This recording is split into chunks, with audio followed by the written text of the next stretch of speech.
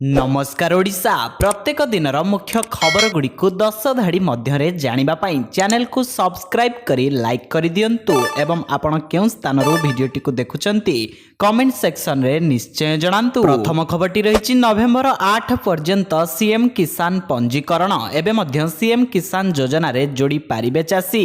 नूतन हिताधिकारी माने सीएम किसान पोर्टल रे पंजीकरण करि परिबे। पंजीकरण अवधि नवेम्बर 8 तारिख पर्यंत रखा जाइछि। एही योजना माध्यम रे चासी भौणी और भाई माने 2000 टंका लेखाएं दुईटी किस्ती रे वार्षिक 4000 टंकार आर्थिक सहायता पाई परिबे बोली संसदीय व्यापार मंत्री डॉक्टर मुकेश महालिंग सूचना दैछन्ति। परवर्ती खबर रहिछि नवरात्रि पूर्वरु कर्मचारींको बढ़िबो महंगा भत्ता। कर्मचारींको पई एक बड़ खबर। दुर्गा पूजा परे एवं दीपावली पूर्वरु सेमानंको महंगा भत्तारे एक बड़ वृद्धि हेबाको जाउछि। एथिपई सरकार प्रस्तुति आरंभ करिसेंति। मोदी कैबिनेट खूब शीघ्र कर्मचारी मानंकु एक बड़ आराम देव एवं सेमानंकर महंगा भत्ता 3% वृद्धि पाइब।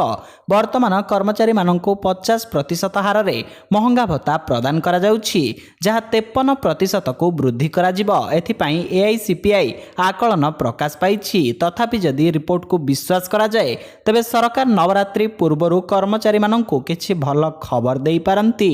लक्ष लक्ष कर्मचारी दरमा वृद्धि हेबो बोली आशा करा जाउछि। परवर्ती खबर रहिछि तिरुपति मंदिर लड्डू रे मिसुथिला गोमांस।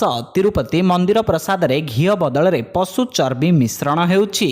आंध्र प्रदेश मुख्यमंत्री चंद्रबाबू नायडू एही अभियोग करिसेंति। तांको अभियोग परे प्रसादर नमूना परीक्षा करा जाइथिला।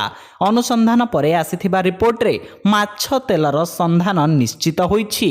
चंद्रबाबू नायडू पूर्वतन मुख्यमंत्री जगनमोहन रेड्डी विरोध रे अभियोग करी कहिथिले जे पूर्व सरकार समय रे तिरुपति मंदिरर प्रसाद रे घिओ बदल रे पशु चर्बी मिसिबा आरंभ होइथिला। एक कार्यक्रम समय रे नायडू कहिथिले जे घिओ परिवर्ते प्रसाद रे पशु चर्बी एवं खराब गुणवत्ता जिनिस व्यवहार करा जाउथिला। परवर्ती खबर रहिछि पाताल लोक को जिबा पाई दिल्ली सरकार रो विशेष प्रस्तुति। जातीय राजधानी रो गुरुत्व सबु समय रे रहिछि। राजनैतिक राजधानी हेबा सह समस्तंक प्रथम पसंद डेस्टिनी हेउछि दिल्ली। एठी रहिछि आमर अनेक ऐतिह्य। तेबे चलित वर्षारे दिल्ली रो पाताल लोक को बाट फिटिछि। दिल्ली रो राजरास्ता रे विभिन्न स्थान रे सृष्टि होइथिबा विराट विराट खाल को देखि लोके ताश्चर्य करी कहउछन्ति कि पाताल लोक को बाट फिटिछि। दिल्ली रो त्रिलोकपुरी रे चलित वर्षारे ठीक रास्ता मझिरे ही एक 15 फुटर गभीर गात होइछि। वर्षारे हठात रास्ता धसी जिबारु एही स्थान रे गात होइथिला। तेबे सौभाग्य को एथिरे केही हताहत होई नाहंती।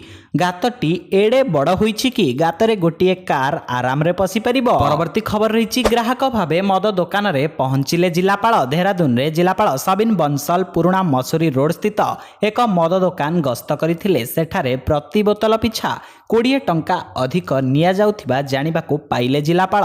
से ग्राहक भଳି जाई मद बोतल मगाइथिले, जहार दाम 660 टंका थिला, किंतु दुकान रे 680 टंका मगागला।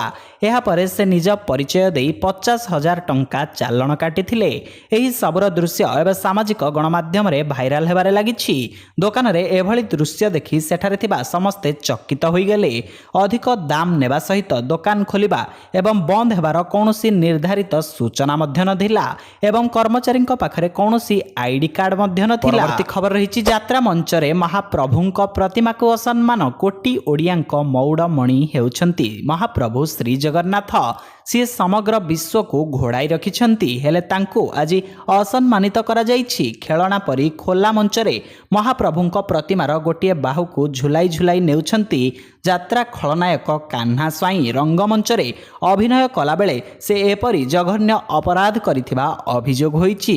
यात्रा सिंह बाहिनीर स्टार एक्टर हेउछन्ति कान्हा स्वाई। से अनेक नाटक रे खल चरित्र रे आसिथांती आ नायक और नायिका को अकथनीय निर्यातना देउथिबा यात्रा प्रेमी देखिछन्ति, हेले कान्हा एथर सबु सीमा पार करिछन्ति। खबर रहिछि केवल 10,000 विनियोग करी कोटिपति होई परिबो आपणक पिला। 18 वर्षरु कम पिला मानक पई केंद्र सरकार एक स्वतंत्र पेंशन स्कीम वात्सल्य योजना आरंभ करिछन्ति। विशेष करी छोट पिला मानक पई एहा आरंभ होईछि। एही योजना अधीन रे पितामाता माने पिला मानक पई विनियोग करी सेमानक पिला मानकर भविष्यत को सुरक्षित करि परिबे। एही योजना अधीन रे आपण निज ପିଲାଙ୍କ ପାଇଁ ପ୍ରତି ମାସରେ ଅତି କମ୍ରେ 1000 ଟଙ୍କା ବିନିଯୋଗ କରିପାରିବେ। ଲଗ୍ଇନ୍ ଅବଧି ଶେଷ ହେବା ପରେ ଯେତେବେଳେ ପିଲାଟି 18 ବର୍ଷ ହୋଇଯାଏ ଶିକ୍ଷା ଅସୁସ୍ଥତା ଇତ୍ୟାଦି କାରଣରୁ ସମୁଦାୟ ଅବଦାନର 25% ପର୍ଯ୍ୟନ୍ତ ପ୍ରତ୍ୟାହାର କରିହେବ। ଜରୁରୀକାଳୀନ ପରିସ୍ଥିତିରେ 3 ଥର ଟଙ୍କା ଫେରସ୍ତ କରାଯାଇପାରିବ। ପରବର୍ତ୍ତୀ ଖବର ରହିଛି ଭେଣେଇ ଘରେ ଭିଜିଲାନ୍ସ ଚଢ଼ାଉ। ବାଲେଶ୍ୱର ରୁରାଲ ୱାର୍କ ସର୍କଲ ମୁଖ୍ୟ ଯନ୍ତ୍ରୀ ଏନ୍.ଭି. ହରିହର ରାଓଙ୍କ ଘରେ ଆଜି ଭିଜିଲାନ୍ସ ପକ୍ଷରୁ ଚଢ଼ାଉ କରାଯାଇ ବିପୁଳ ସମ୍ପତ୍ତି ଠାବ କରାଯାଇଛି। ତା ମଧ୍ୟରେ ରହିଛି 2ଟି କୋଠା, ଗୋଟିଏ ଫ୍ଲାଟ୍ ଓ 4ଟି ପ୍ଲଟ୍। ସେହିପରି ତାଙ୍କର 2ଟି ବେନାମୀ ଫ୍ଲାଟ୍ ଠାବ କରାଯାଇଛି। ବ୍ୟାଙ୍କରେ ସେ 1.11 କୋଟି ଟଙ୍କା ଜମା ରଖିଥିବା ବେଳେ ତାଙ୍କର ଅନ୍ୟାନ୍ୟ ଜମା ଓ ନିବେଶ ନେଇ ଭିଜିଲାନ୍ସର ତଦନ୍ତ ଜାରି ରହିଛି। ମୁଖ୍ୟ ଯନ୍ତ୍ରୀ ଶ୍ରୀ ରାଓଙ୍କର ଗୋଟିଏ 4 ଚକିଆ ଓ ଗୋଟିଏ 2 ଚକିଆ ଗାଡ଼ି ଅଛି। ସେହିପରି ତାଙ୍କ ଶଳାଙ୍କ ଘରୁ ନଗଦ 46 ଲକ୍ଷ ଟଙ୍କା ଜବତ କରାଯାଇଛି।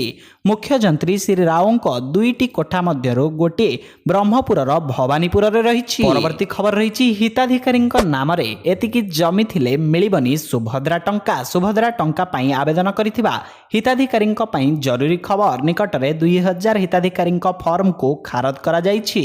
କେଉଁ ଆଧାରରେ ଏହା ନାକଚ କରାଯାଇଛି ସେ ନେଇ ଅନେକ ସ୍ପଷ୍ଟ ନାହାନ୍ତି। କିନ୍ତୁ ଯଦି ସରକାରଙ୍କ ଗାଇଡଲାଇନ୍ ଅନୁସାରେ କୌଣସି ଗୋଟିଏରେ ବି ଆପଣ ଅଯୋଗ୍ୟ ଥିବେ ତେବେ ସୁଭଦ୍ରା ଟଙ୍କା ପାଇବାକୁ ଆପଣ ଅଯୋଗ୍ୟ ବିବେଚିତ ହେବେ। ଯଦି ଜଣେ ହିତାଧିକାରୀଙ୍କ ନାମରେ ଜଳସେଚିତ ଜମି 5 ଏକରରୁ ଅଧିକ ଥିଲେ ଅଯୋଗ୍ୟ, ଅଣଜଳସେଚିତ ଜମି 10 ଏକରରୁ ଅଧିକ ଥିଲେ ସେ ସୁଭଦ୍ରା ଯୋଜନା ପାଇଁ ଯୋଗ୍ୟ ନୁହନ୍ତି। ତେବେ ତାଙ୍କ ବିରୋଧରେ କାର୍ଯ୍ୟାନୁଷ୍ଠାନ ଗ୍ରହଣ କରାଯିବ। ପରବର୍ତ୍ତୀ ଖବର ରହିଛି ମାନିବାକୁ ପଡ଼ିବ ଚୋରଙ୍କ ବୁଦ୍ଧି। ଦାମୀ କାରରେ ଆସୁଥିଲେ ଏବଂ ମେଣ୍ଢା ଚୋରି କରୁଥିଲେ ଏଭଳି ଏକ ଚୋର ଗ୍ୟାଙ୍ଗକୁ ଧରିବାରେ ସଫଳ ହୋଇଛି ବାଲିଅନ୍ତା ଥାନା ପୋଲିସ। ରାତ୍ରିରେ ବାଲିଅନ୍ତା ଥାନା ପରିୟାଟପୁର ଗ୍ରାମରୁ କରୁଣାକର ବେହେରାଙ୍କ ଗୁହାଳରୁ 11ଟି ମେଣ୍ଢା ଚୋରି କରି ନେଇଥିଲେ। ଏନେଇ ଥାନାରେ ଅଭିଯୋଗ ପରେ ପୋଲିସ ବିଭିନ୍ନ ସ୍ଥାନରେ ଚଢ଼ାଉ କରିଥିଲା। କେନ୍ଦୁବିଲୁଅ ରାସ୍ତାରେ ସନ୍ଦେହଜନକ ଭାବେ 2ଟି ଦାମୀ କାର୍ ଥିବା ସୂଚନା ପାଇ ପୋଲିସ ଚଢ଼ଉ କରି 8 ଜଣ ଚୋରକୁ ବାନ୍ଧିଛି। ପୋଲିସ ତଦନ୍ତ ସମୟରେ ଏହି 8 ଜଣ ସମ୍ପୃକ୍ତି ଥିବା ଜଣାପଡ଼ିଥିଲା। ଏମାନଙ୍କ ନିକଟରୁ 2ଟି ଦାମୀ କାର୍, 11ଟି ମୋବାଇଲ ଏବଂ 23,170 ଟଙ୍କା ଜବତ କରିଥିବା ବେଳେ କାର୍ ଭିତରେ 5ଟି ମେଣ୍ଢା ଜବତ ହୋଇଛି। ପରବର୍ତ୍ତୀ ଖବର ରହିଛି ସୁଭଦ୍ରାକୁ ନେଇ ଆସିଲା ଖୁସି ଖବର। ସୁଭଦ୍ରା ଯୋଜନାରେ ମିଳିବ 500 ଟଙ୍କାର ବୋନସ। ଉପମୁଖ୍ୟମନ୍ତ୍ରୀ ପ୍ରଭାତୀ ପରିଡ଼ା ଏହା କହିଛନ୍ତି।